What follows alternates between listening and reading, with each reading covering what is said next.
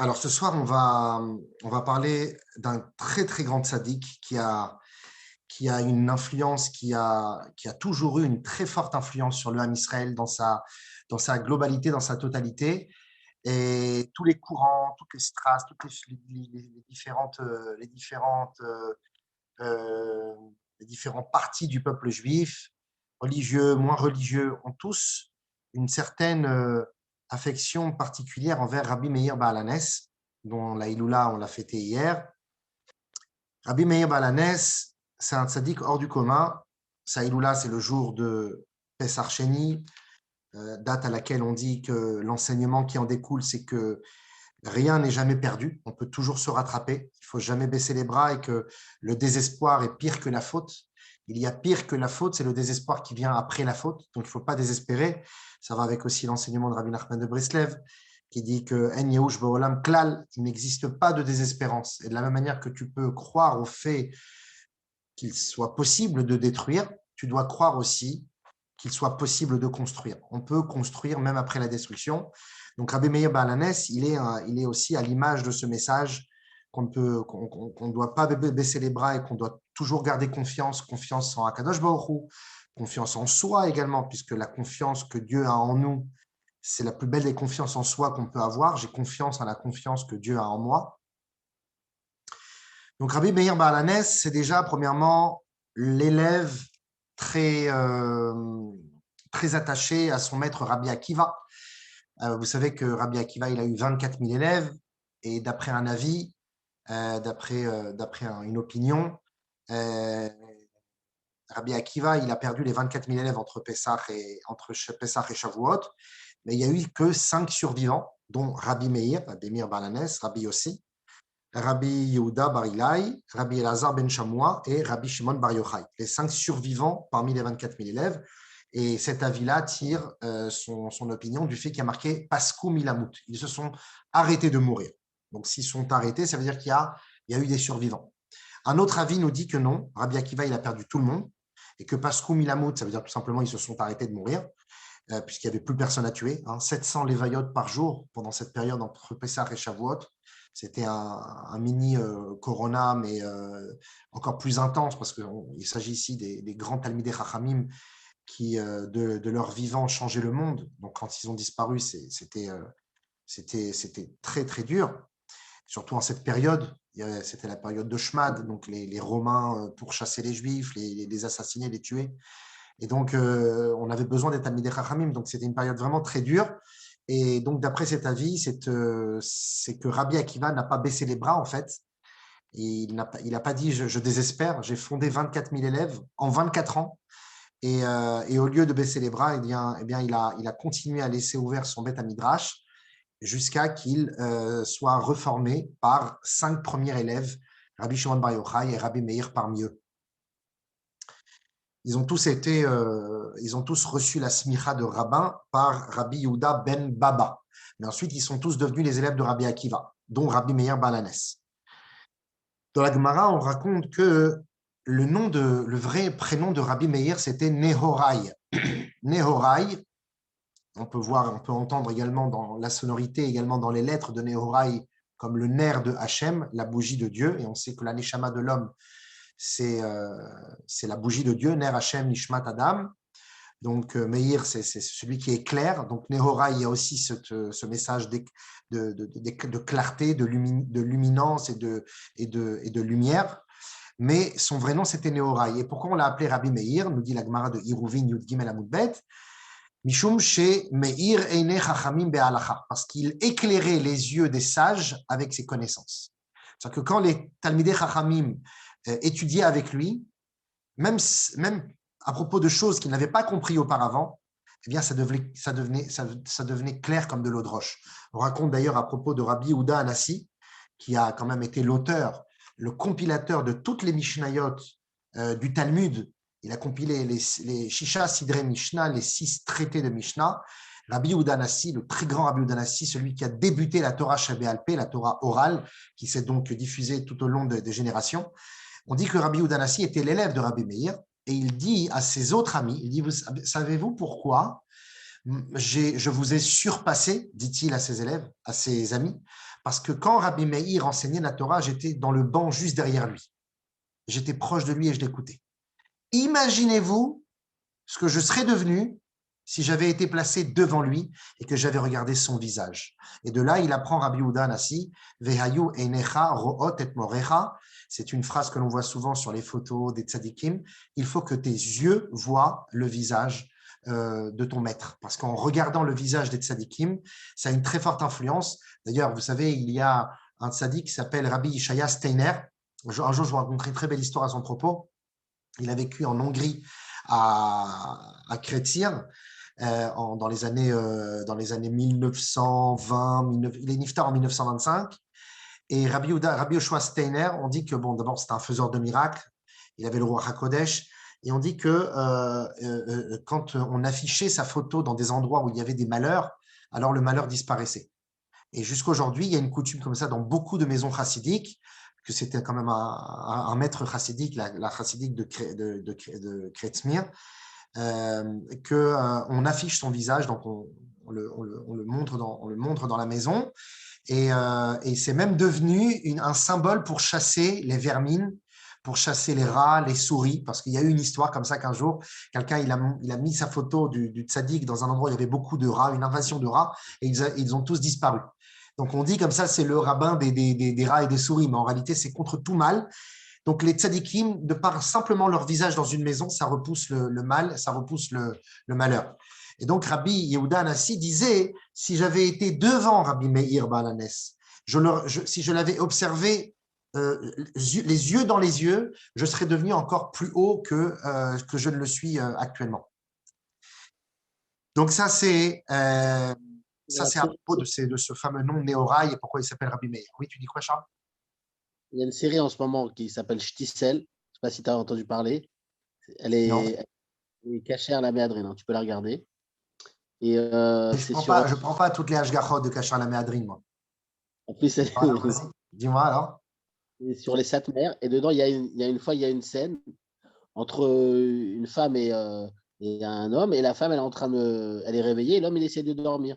Et il lui dit, elle lui dit, j'entends la souris qui rôde dans la pièce et tout. Et le mari, il arrive avec une photo. Et il lui dit, regarde, c'est le rabbin des souris. Ah, C'est lui alors? c'est lui, Rabbi Ishaya Steiner. Ah ouais, c'est ça. Le Kretzmirer Rebbe. C'est un très, très grand tzaddik. Un jour, je vous raconterai une très belle histoire à son propos. Bon, toi, ça, c'était pour vous dire que regarder le visage des tzaddikim, ça a une très grande influence ensuite sur la Neshama. Rabbi Meir Baal HaNes, il est descendant, il est arrière-petit-fils de Néron, l'empereur romain. Et dans le Sefer Yochassin, on dit que Rabbi Meir descend de Néron, le grand empereur, qui avait envoyé un gouverneur du nom de Aspasinus, qui était venu détruire Jérusalem. Et Néron, il a rencontré un jour un enfant lors de sa conquête, et il lui a dit, que penses-tu de ma conquête? Et l'enfant lui a répondu, Venatati et nikmati be'edom bidé am Israël, sache que Rome tombera entre les mains du peuple juif. Et quand il a entendu ça, il a eu un réveil qu'il n'a su expliquer et il s'est converti. Il est devenu chassid Or Elyon et c'est devenu on va dire quelqu'un qui aime le peuple juif et il a donné naissance plus tard au fameux Rabbi Meir Baal HaNes qui donc est un descendant de convertis.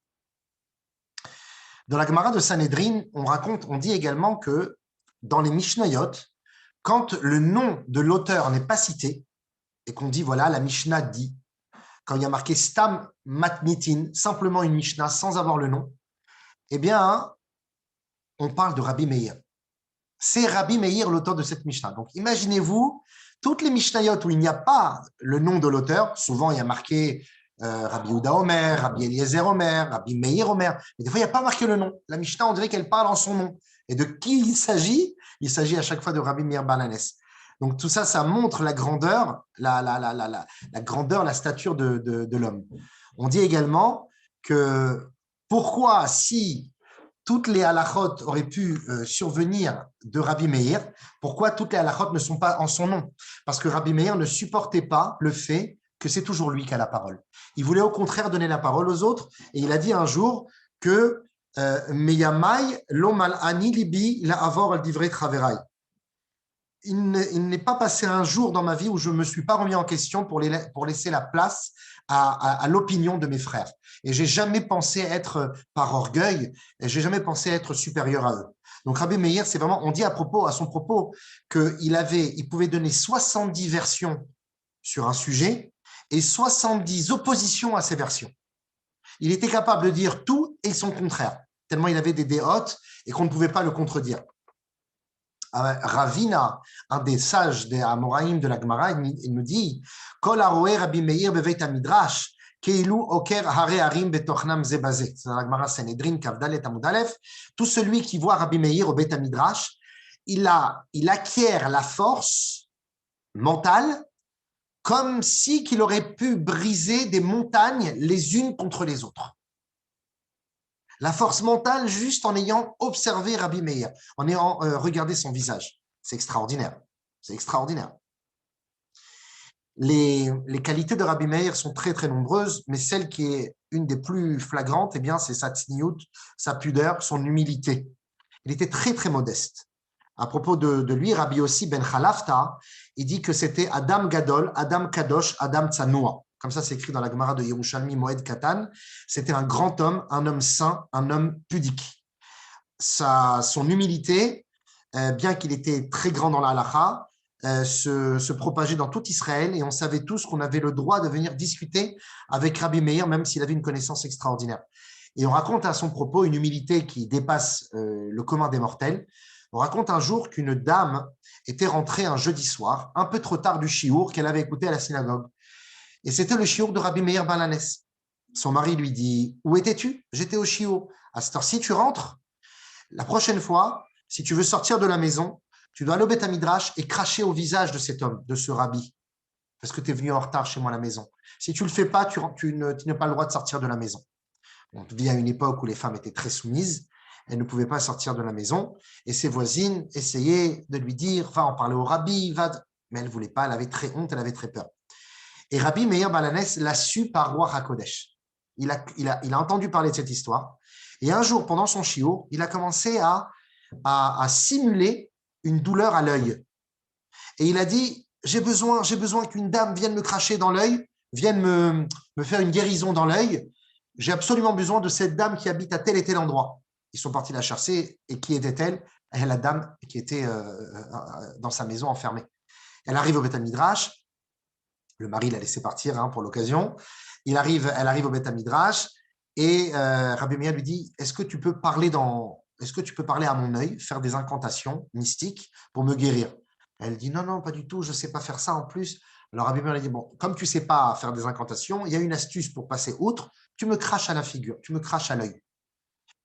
Elle a refusé pendant plus de 10 minutes jusqu'au moment où Rabbi Meir l'a forcé il lui a dit j'ai besoin de guérir. Et il lui a craché au visage une première fois. Il a dit mais j'ai encore mal à l'œil, tu peux cracher une autre fois? Et ainsi de suite, elle a craché pendant 7 fois. Ensuite, elle est repartie à la maison. Mais avant de le quitter, Rabbi Meir lui a dit tu diras à ton mari que lui, il t'a demandé de me cracher dessus une seule fois. Et moi, je t'ai demandé de me cracher dessus 7 fois. Comme ça, il te pardonnera.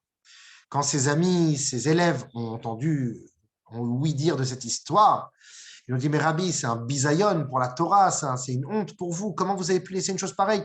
Si vous vouliez qu'on règle cette histoire, vous nous auriez parlé de cet homme, on serait venu à la maison, on lui aurait donné quelques coups et il se serait calmé. Mais là, il y a un grand bisayon qui a été fait au tzaddik. Vous savez ce qu'il a répondu, Rabbi Meir Balanes? Il a dit, au temps du Beth Amikdash, quand une femme était soupçonnée par son mari d'adultère, elle venait au Beth Amikdash. On lui disait, est-ce que c'est vrai ou pas? Si elle maintenait sa version que c'était faux, on lui donnait à boire de l'eau de sota. C'était un mélange de l'eau qui venait des souterrains du Beth Amikdash, de l'eau pure du Nahal Kidron ou de différents, voilà, il y avait une sorte de courant comme ça d'eau qui passait sous le Beth Amikdash. On puisait de cette eau d'ailleurs pour Simcha Bet HaShoeva, entre autres. Ils prenaient de cette eau, prenaient un peu de poussière du Mishkan qu'ils avaient gardé depuis le désert avec Moïse, et ils écrivaient le nom de Dieu, les Kohanim, avec de l'encre de Chine sur un parchemin comme un Sefer Torah. Et ensuite, il laissait sécher et ensuite il grattait cette encre. Et les particules d'encre séchées tombaient dans l'eau. Et cette mixture, on mélangeait comme ça et on la donnait à boire à la femme. Si elle avait été honnête, dans l'année, elle avait un bébé et le mari devait s'excuser auprès d'elle en public. Et si elle était malhonnête, mais en général, elle ne tombait pas dans ce piège de mentir parce qu'elle savait qu'elles allaient mourir, eh bien, elles mouraient. Leur ventre gonflait, elles faisaient une sorte d'hémorragie interne et elles mouraient. Et Rabbi Meir dit, Akadosh Baruch Hu, Boré Olam, le créateur de tout, il est capable d'effacer son saint nom pour le Shalom Baït, de l'effacer, de le diluer dans de l'eau et le faire boire à une femme qui est soupçonnée d'adultère pour le Shalom Baït. Moi, je ne vais pas accepter qu'on me crache au visage pour le Shalom Baït. Extraordinaire. D'ailleurs, à ce propos des histoires des hommes et des femmes, il y a comme ça, on raconte à propos du Chafetz Chaim qui était invité dans une ville pour passer Shabbat. Et on avait fait un tirage au sort qui allait avoir le mérite de recevoir le Chafetz Chaim. Et c'est tombé sur une famille. Donc l'homme, il prépare la maison, il fait des repas extraordinaires avec sa femme. Le Shabbat arrive, ils reçoivent le Chafetz Chaim, ils reviennent de la synagogue. Ils arrivent à table, il manque la mappa, la nappe qui recouvre les chalot. Et comme il avait très honte, il pensait que le Chafetz Chaim allait le percevoir comme un ignorant, un bourg vers Amaretz, il a commencé à hurler dessus sur sa femme. Oui, tu as oublié la nappe, qu'est-ce que ça veut dire?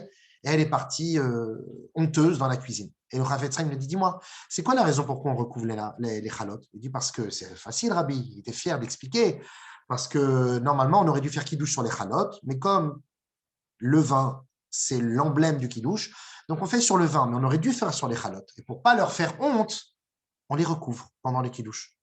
Alors le Chafetz Chaim lui dit, tu as entendu ce que tu as dit? Des chalotes qui ne sont pas des êtres vivants, qui ne ressentent rien, on ne doit pas leur faire honte. Toi, tu fais honte comme ça à ton épouse. Bon, ça, c'était vraiment l'anecdote avec Rabbi Meir de cette humilité. Il était capable de vraiment totalement s'effacer. On raconte comme ça encore une autre histoire à propos du Shalom Bayit avec Rabbi Meir. Il était dans une ville de passage. Et puis, il est passé par une maison. Il a entendu des hurlements d'un homme qui hurle sur sa femme. Il a tapé à la porte. L'homme, il a ouvert. Oui, qui c'est? Oh, Rabbi Meir. Il a changé de visage. Rabbi Meir, quel honneur. Est-ce que je pourrais passer Shabbat chez vous? Mais bien sûr, Rabbi, mais très, très grand honneur que vous nous faites. Et il rentre à la maison et tout le Shabbat se passe à merveille. Il est très doux, très gentil avec sa femme. Tout se passe excellemment bien. Motzei Shabbat, il les quitte en espérant qu'il a pris de la graine. Mais malheureusement, dans la semaine, Rabbi Meir passe à nouveau devant cette maison et les mêmes cris y retentissent. Il tape à la porte et il demande à nouveau, est-ce que je pourrais passer Shabbat à nouveau chez vous cette semaine? Oui, bien sûr, Rabbi. La même chose, la même histoire, la même rengaine. 3 fois de suite comme ça. Au bout de la 3e fois, Rabbi Meir, il a compris qu'il n'y avait pas d'autre takana pour cet homme-là que de lui faire peur. Il est rentré un jour dans sa maison et il lui a fait entendre un bruit qui ne vient pas de ce monde. Une sorte de grondement qui ne vient pas de ce monde. Et tu entends ce grondement, c'est le grondement du Satan qui est en colère contre toi parce que tu cries sur ta femme. Et il a fait tchouva, et on dit, voilà, à partir de ce jour-là, il a arrêté de faire du mal à sa femme, de lui crier, d'être en colère constamment contre elle. Il y a une phrase comme ça dans la Gemara qui dit que lorsque tu as une angoisse, ne la garde pas pour toi. Partage-la avec les autres, parce que les autres pourront porter ce fardeau avec toi. Da'aga belev ish yesichena el acherim. Quand tu as un stress, partage-le et en parle-en aux autres, à tes amis. Les acherim. Mais dans la Gemara, le mot acherim, qui veut dire autre, aux autres, c'est également un surnom que l'on donne à Rabbi Meir Baal Hanes. Pourquoi? Charles, t'es avec nous? Aïe, aïe, aïe, il est parti. Il est parti. Oh, tu réécouteras en replay, c'est pas grave.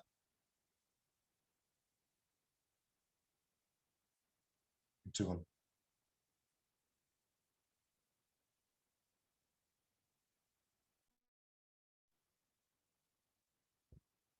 Voilà. Et pourquoi Rabbi Meir il était surnommé Acherim? Parce que il a été l'élève d'une des 4 personnes qui ont réussi par une élévation spirituelle à faire voyager leur corps dans le Pardès, c'est-à-dire une sorte de partie du Gan Eden. Ils sont partis dans l'au-delà. et ils ont vu l'au-delà de leurs propres yeux humains. Rabbi Akiva, Ben Azaï, Ben Zoma et Elisha Ben Avoya. Rabbi Akiva est le seul qui est rentré en paix dans cet endroit et qui en est sorti en paix. Ben Zoma et Ben Azaï, l'un est mort et l'autre est devenu fou. Elisha Ben Avoya, lui, par contre, il a renié Dieu. Il est arrivé à un tel niveau de conscience qu'il a cessé de croire en Dieu comme il y croyait avant. Mais c'était le maître de beaucoup de sages, Elisha Ben Avoya, dont le maître de Rabbi Meir Balanès, à tel point que même après sa chute, il continuait à étudier la Torah. On raconte qu'il allait au Beth Midrash à cheval pendant Shabbat et qu'il avait des livres sous sa veste. Et Rabbi Meir qui lui courait après pour étudier avec lui. Et comme justement il est resté fidèle à son maître pendant de nombreuses années, eh bien, on a appelé Rabbi Meir Balanès, on l'a surnommé aussi le surnom de Elisha Ben Avoya, qui était Acher, qui veut dire l'autre, the other, l'autre, et on l'a appelé Acherim. On l'a appelé Acherim. Et donc, ce commentaire nous dit, quand tu as des angoisses dans le cœur, parle-en aux autres. C'est qui aux autres? Acherim, c'est Rabbi Meir. Quand tu as des angoisses, parle à Rabbi Meir. Allume une bougie, prie à Rabbi Meir, et tu vas voir qu'il va te répondre. Et on va raconter dans un instant une histoire de ce sauvetage que Rabbi Meir peut apporter aux hommes qui lui demandent la bracha. On raconte comme ça une histoire avec Rabbi Meir qu'un jour, il était invité à un mariage. Ce mariage, il était organisé en grande pompe par un homme très riche de la ville, un homme d'affaires qui avait énormément d'adversaires dans son business, des gens qui le jalousaient, qui lui voulaient du mal. Pour cette grande fête, il avait organisé un banquet exceptionnel et qui était composé d'une douzaine de tonneaux d'huile. L'huile qui allait servir aux fritures, aux cuissons, mais également à l'allumage de milliers de bougies, parce qu'à l'époque, c'est comme ça qu'on faisait brûler la flamme avec de l'huile, des milliers de bougies, de chandeliers, de candélabres dans la cour ou dans le terrain où il allait faire le mariage. La veille, ses adversaires, ils sont rentrés en cachette dans les maisons et ils ont volé les 12 tonneaux. Ils les ont cachés. Ils sont partis également dans tous les magasins de la ville et des environs pour acheter toute l'huile qui restait. Le lendemain matin, le Baal Habayit qui organise la fête demande aux valets d'allumer les lampes. Et voilà que, ça, vous avec moi? Ouais. Rudy, t'es là? Et voilà que les valets lui disent, désolé maître, il n'y a plus une seule goutte d'huile. Comment ça? J'ai acheté 12 tonneaux. Ils vont dans l'endroit, effectivement, tout a été, dans la cave, tout a été volé. Alors, il envoie vite des valets acheter de l'huile dans les magasins, dans les différentes boutiques. Plus aucune goutte d'huile ne reste dans les échoppes des commerçants. Terrible, il est en pleurs. Et Rabbi Meir le voit dans cette condition. Il lui dit, écoute, il te reste peut-être un peu d'huile dans la maison? Il dit, oui, je dois avoir dans mon placard une petite fiole qui nous sert pour allumer les bougies de Shabbat. C'est la seule qui me reste. Eh bien, va, amène-la moi. Il lui a apporté la fiole d'huile. Et il lui a dit, verse cette fiole d'huile dans une cruche cette fois-ci.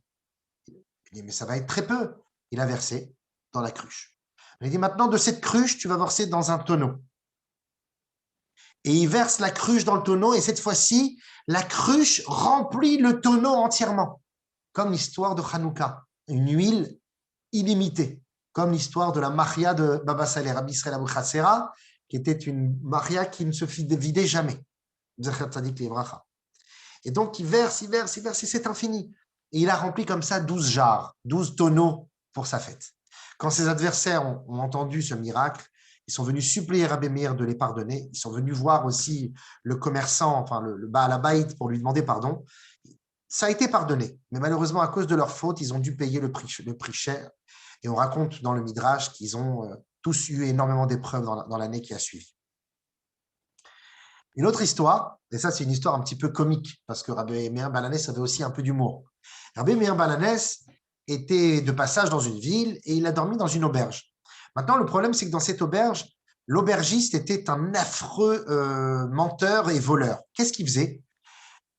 Quand il y avait des invités de marque et des personnes riches qui venaient dormir dans sa taverne, il les réveillait en plein milieu de la nuit Et comme les gens étaient sursautés, ils ne savaient pas ce qui se passait, ils le suivaient aveuglement, il est sorti à l'extérieur, il leur disait, venez, venez, il faut absolument sortir, il faut absolument sortir. Les gens pensaient qu'ils étaient en danger. Prenez vos affaires, prenez vos affaires. Et quand il sortait, il se faisait attaquer par une bande de brigands. L'aubergiste jouait le jeu que lui aussi, soi-disant, se faisait maltraiter.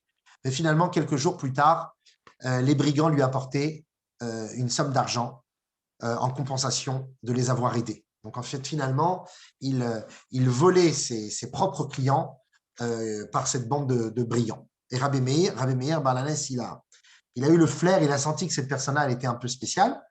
Et donc, la nuit, il vient, il tape à la porte de Rabbi Meir, puisque Rabbi Meir dormait dans l'auberge ce jour-là. Et il réveille Rabbi Meir. Rabbi Meir, réveillez-vous, réveillez-vous, il faut sortir absolument, c'est très grave. Rabbi Meir lui dit, écoutez, moi j'ai un frère et je ne sors pas sans mon frère d'ici. Si vous trouvez mon frère, vous me l'apportez, on sortira ensemble avec grand plaisir. Et votre frère, il est aussi riche que vous? Oh oui, mon frère, c'est un bonheur. Comment il s'appelle? Il s'appelle Kitov. D'accord, où je peux le trouver? Tu le trouves, il ne doit pas être loin d'ici. Et il a commencé à faire le tour de la ville. Il a fait les magasins, il a fait les bêtes midrash, il a fait les auberges. Il est parti partout. Et toute la nuit, il cherchait Kitov.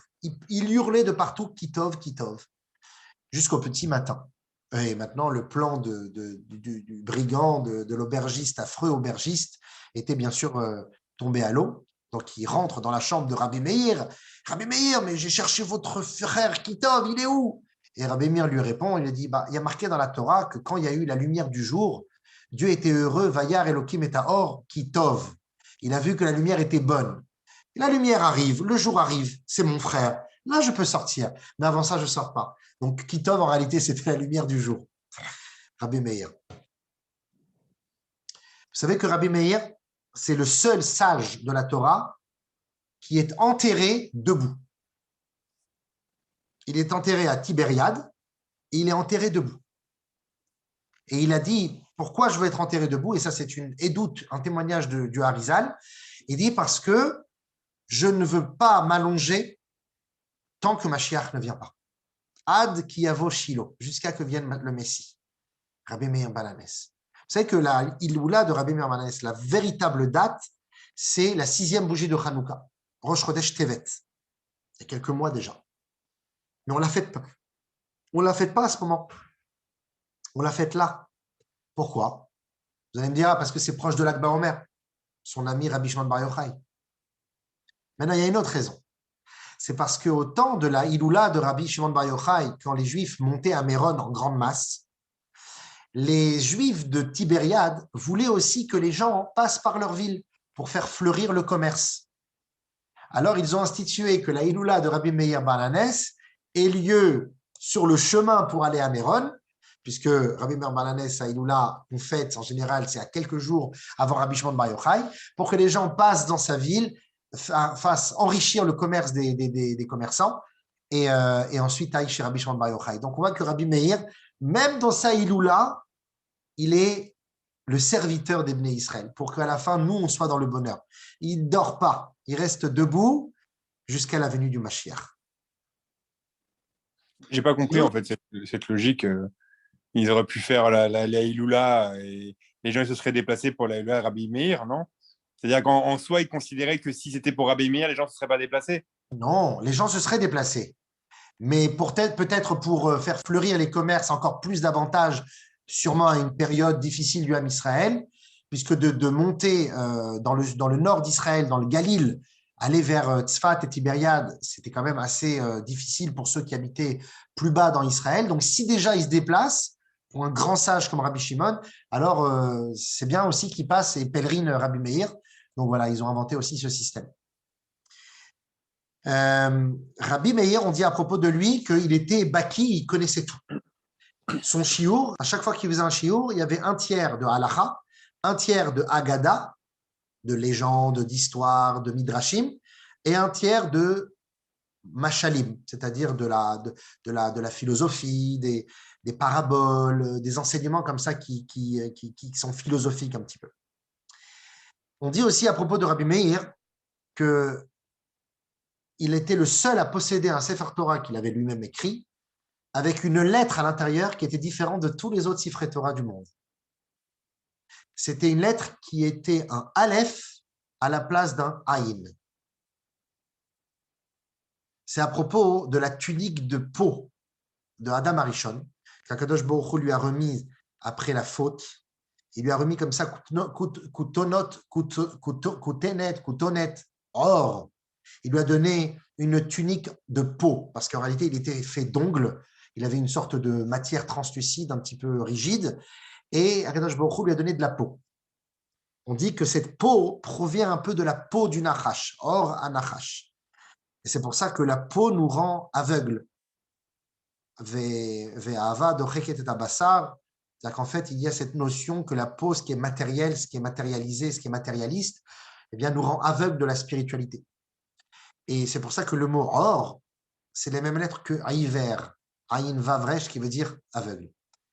Mais Rabbi Meir, c'est un témoignage du Harizal, dans son Sefer Torah, le mot or est écrit avec un Aleph, Kutonet or, un habit de lumière, parce qu'il sait, Rabbi Meir, que dans le fond, l'homme est lumineux, c'est un être de lumière et que viendra un jour avec la venue de Mashiach qui sera capable d'exploiter son potentiel. Donc même si pour l'instant on a de la peau, eh bien un jour on aura du pot et on pourra, Bezrat Hashem, avoir la lumière dans le corps. Donc chez Rabbi Meir, son Sefer Torah, il y avait un Aleph au lieu d'un Ayin. Souvenez-vous que Aleph c'est Elohim et le Ayin c'est les 70 nations, c'est le Ayin Hara, c'est beaucoup de choses négatives. Une dernière anecdote à propos de Rabbi Meir. Deux dernières anecdotes très, très intéressantes à propos de Rabbi Meir. Rabbi Meir, il avait une femme qui était la fille de Rabbi Hanina ben Teradion, qui était un des 10 martyrs de foi. Sa femme, c'était Berouria. Berouria, elle avait un niveau de Tana, c'est-à-dire que c'est pas seulement elle savait étudier la Torah, elle connaissait tout. Elle discutait avec les sages derrière le voile, derrière le rideau, et elle avait autant de bagou et autant de connaissances que son mari. Berouya, très très grande sadéquette et un puits de connaissances.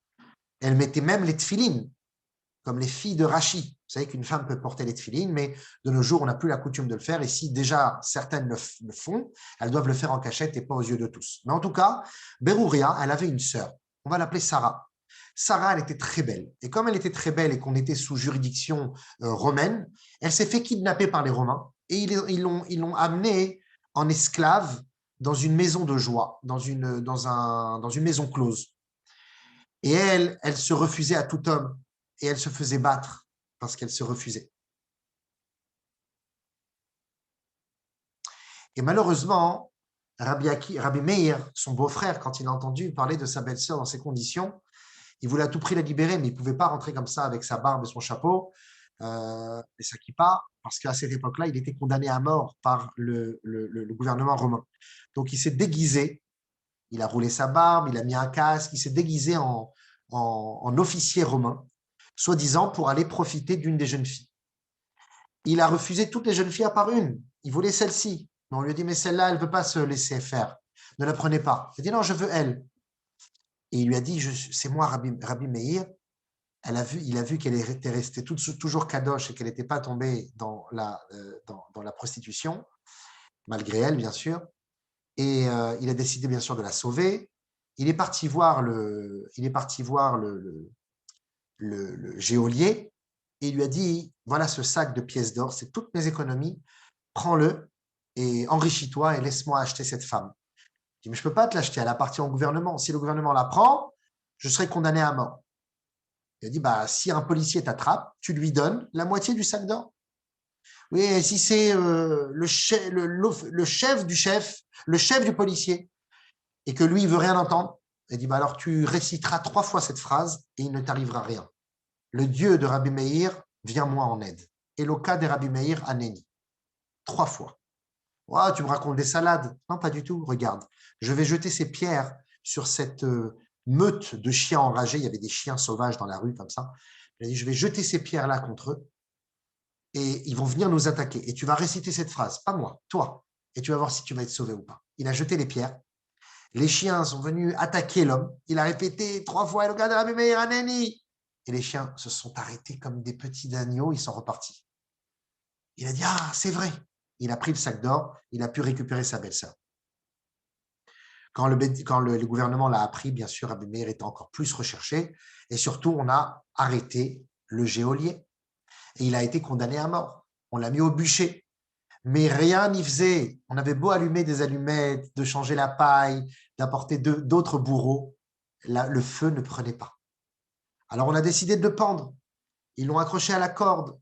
Ils l'ont jeté. La corde se fendait. Une fois, c'était la potence qui s'est cassée. Une fois, le bourreau, il a eu un arrêt cardiaque. À un certain moment, il y a quelqu'un qui a dit, mais il dit une phrase à chaque fois. Regardez, il dit une phrase. Ils l'ont demandé qu'est-ce qu'il disait. Et il a dit, je dis Eloka de Rabbi Meir Haneni. Donc imaginez-vous, si le Eloka de Rabbi Meir Haneni peut sauver un non-juif, un Racha Merusha comme lui, imaginez-vous à plus forte raison ce que peut faire Eloka de Rabbi Meir Haneni à un juif. Et donc la coutume, c'est ce que nous dit le Ben Ishraï, il nous dit la coutume, c'est voilà, c'est d'allumer une bougie, de prendre une bonne décision et de répéter 3 fois Eloka de Rabbi Meir Haneni avant chaque chose qui nous arrive de mal, ou si pendant quelque chose qui nous arrive de mal, même quand on perd quelque chose, quand on a une perte de mémoire, quand on perd un objet. Donc c'est vraiment on donne aussi un peu de tzedaka, on donne un peu de tzedaka, on allume la bougie et on dit 3 fois Eloka de Rabbi Meir, Eloka de Meir Haneni, Eloka de Rabbi Meir ou Eloka de Rabbi Meir Haneni. Dernière anecdote, avant qu'on se sépare, il y a une anecdote qui est beaucoup plus prenante et beaucoup plus triste cette fois-ci. À propos de cette femme dont on a parlé tout à l'heure, Berouria, sa femme, la Tzadeket, on raconte une histoire effroyable qui est arrivée à elle et à Rabbi Meir. Un Shabbat, et comment on va expliquer comment Rabbi Meir a accepté le jugement de Dieu avec amour. Donc c'est dans le Midrash Mishlei comme ça que c'est raconté qu'un jour Rabbi Meir était au Beth Midrash pendant Shabbat à Mincha, et pendant qu'il était à la choule pendant Shabbat, ses 2 fils sont morts, des petits enfants, ils sont morts. Qu'est-ce qu'elle a fait, Brouria? Elle les a placés dans un lit et elle a étendu sur eux un drap.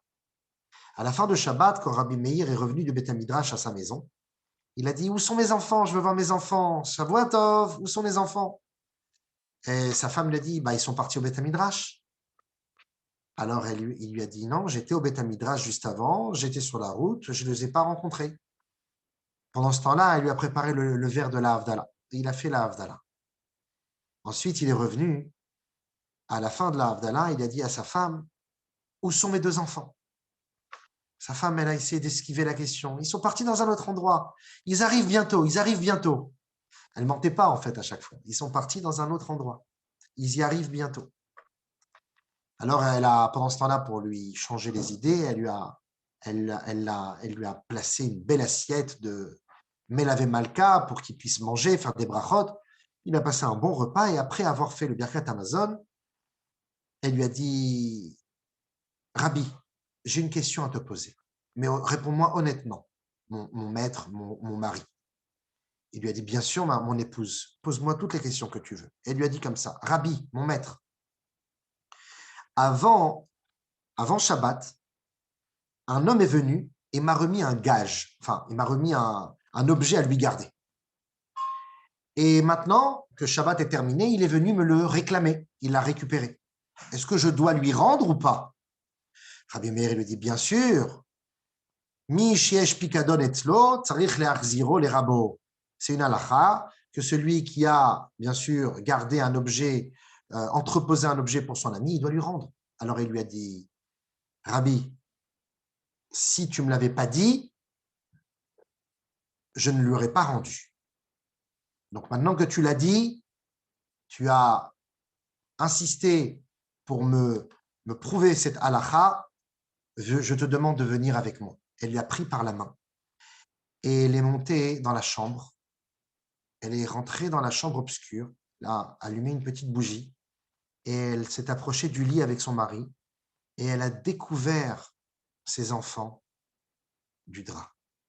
Et Rabbi Meir, qui découvre avec effroi ses enfants jonchant comme ça dans le lit mort. Et il a commencé à crier, il a dit « Banaï, Banaï, Rabbaï, Rabbaï, Banaï ». Il a dit mes fils, mes maîtres, mes fils. Parce que Rabbi Meir, il avait un grand kavod pour ses enfants. Il disait, c'est mes enfants, c'est comme mes rabbanim. Il disait chez Ayou Meirin Panay Betoratan. Parce qu'avec leur Torah, ils éclairaient mon propre visage.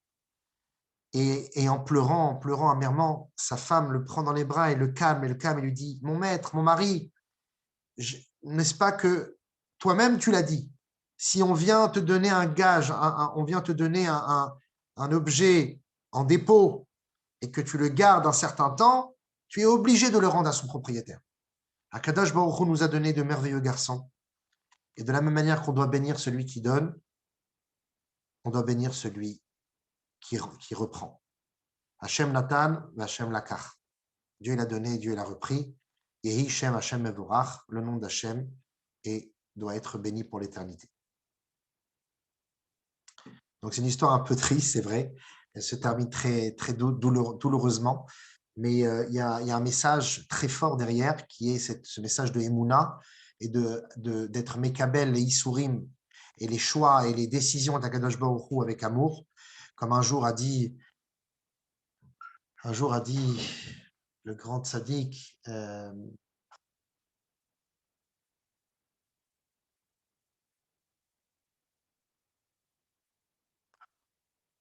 j'ai oublié son nom, attendez, je veux pas vous dire quelque chose si c'est pas au nom de celui qui l'a dit. Je préfère vous dire le nom. Je vais vous le dire tout de suite.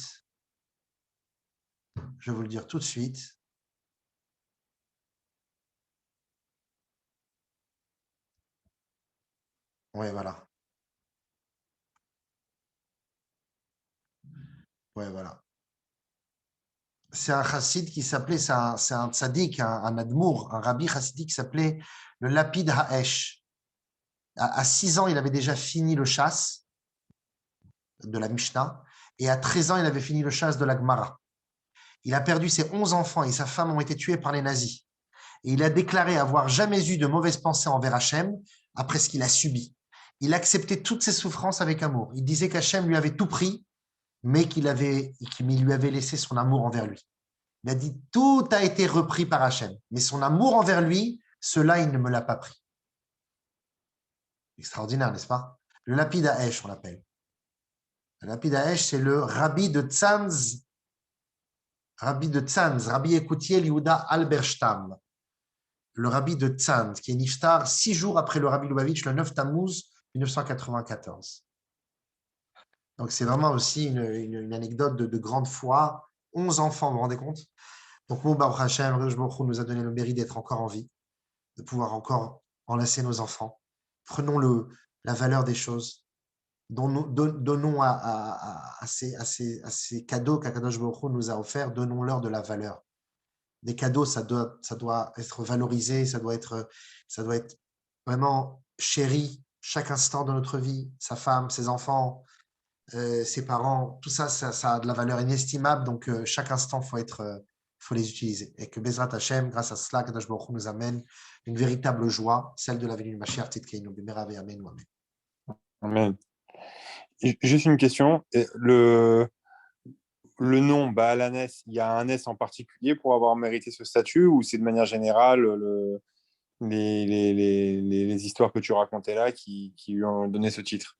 Parce que si on dit Baal HaNes, on n'a pas dit Baal HaNesim, est-ce que c'est parce qu'il y a un miracle en particulier ou de manière globale, ils lui ont donné ce titre-là? Alors oui, effectivement, le nom Baal HaNes, il a été effectivement donné particulièrement après l'histoire de la belle-sœur, avec l'histoire de Eloka des Rabbi Meir, en fait. Et c'est le seul rave, en fait, dans l'histoire juive, qui te donnait une formule cadeau pour être sauvé de tout mal. C'est pour ça qu'il est le maître du Nes, pas seulement des Nissim, mais du Nes dans son entité, en fait. C'est lui le maître du Nes. C'est pour ça qu'il a ce titre par rapport aux autres. Et bon, mis à part ça, il a commenté énormément de passages de la Torah. Hein. Il a dit des choses extraordinaires. Il a dit, par exemple, dans la Masechet Avot, il a dit « Eve memaed be'eseg ve'asok b'Torah » ton business doit être inférieur au temps que tu dois donner à la Torah. Mais sois humble devant tout homme.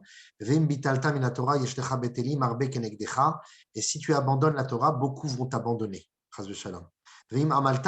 Et si tu te fatigues à comprendre la Torah, à étudier la Torah, il aura beaucoup de récompenses à te donner. Une autre anecdote, un autre message, enseignement de Rabbi Meir, dans la Masechet Roulin, il dit comme ça. Aya Rabbi Meir Omer, Al Yesarev Adam lechavro lis'od etzlo. Un homme, il ne doit pas refuser à quelqu'un qui a faim le gîte et le couvert. Veyodea bo sheino soed, alors que tu sais qu'il souffre. Velo yarbelo be'tikboret veyodea bo sheino mekabel. Il doit également ne pas donner trop de commentaires et de critiques à une personne s'il sait que cette personne ne veut pas les accepter. Les commentaires et les réprimandes, les reproches sont bons lorsqu'ils sortent du cœur et qu'ils rentrent dans le cœur. S'ils ne rentrent pas dans le cœur de l'autre, il faut s'arrêter tout de suite. Ce n'est plus des critiques, c'est juste de la méchanceté. Il dit aussi, dans Masechet Brachot, Gmor bechol levavcha ubechol nafshecha ladat et darki ulishkot el dalit torati. Fais tout ton possible avec tout ton cœur et toute ton âme pour comprendre Dieu et pour étudier la Torah. Netzor torati belibcha veneged einecha tiye irati. Crée une Torah dans ton cœur et que la crainte du ciel soit devant tes yeux. Shmor picha mikol chet. Garde ta bouche de toute mauvaise chose. Vetaher vekadesh atzmecha mikol ashma ve'avon. Et purifie et sanctifie ton être de toute mauvaise chose et de toute faute. Vani eye imach bechol makom. Et moi, Rabbi Meir, je serai avec toi dans toutes les phases de ta vie. Bezrat Hashem. Pour donner la phrase là, que Aneni, Eloka des Rabbi Meir, Aneni, c'est ça? Voilà. Eloka, c'est le Dieu. Ouais. Des Rabbi Meir, de Rabbi Meir. Aneni, ça vient du mot oné. Réponds-moi, exauce-moi. C'était juste pour pas oublier les mots. C'est écrit comme pour moi, Joël. Voilà, mes frères. Azak ou Baro. Franchement, c'est bien parce que la vérité, tu vois, c'est à chaque fois tu dis Rabbi Meir, Balanes, etc. Et tu situes pas le qui, quelle époque, machin, etc. Et en plus, quand tu étudies, tu vois, dans la Gemara, Rabbi Meir et tout, franchement, j'ai même pas fait le lien de cause à effet. Donc, c'est bien d'avoir fait un petit rappel comme ça. Il y a le Rav Margaliot, qui est un des commentaires contemporains du Talmud. Il est de l'avis de dire que le Rabbi Meir Baalanes n'est pas le Rabbi Meir qu'on voit tout le temps dans les Mishnayot. Ah bon? C'est un avis, hein. C'est un seul avis. Le Rabbi n'était pas de cet avis du tout. D'ailleurs, le Rabbi poussait que dans toutes les maisons juives, il y ait une boîte de tzedaka au nom de Rabbi Meir Baalanes, la tzedaka Kupat de Rabbi Meir. Et que oui, Rabbi Meir Baalanes, c'est le Rabbi Meir des Tanaïm de la Mishnah. Même d'après le Rav Margaliot, il va même très loin. Hein. Il dit que Rabbi Meir Baalanes est une légende. Il n'a jamais vraiment existé. Mais bon, même chez nous, il y a des complotistes. Ouais. Oh, modéani lefanecha. C'est dommage, hein, t'as raté. Il y avait pas mal d'anecdotes intéressantes. T'as écouté? Je dormais pas. Ah, je pensais que tu dormais. Non, c'était pour pas tenir le téléphone. D'accord.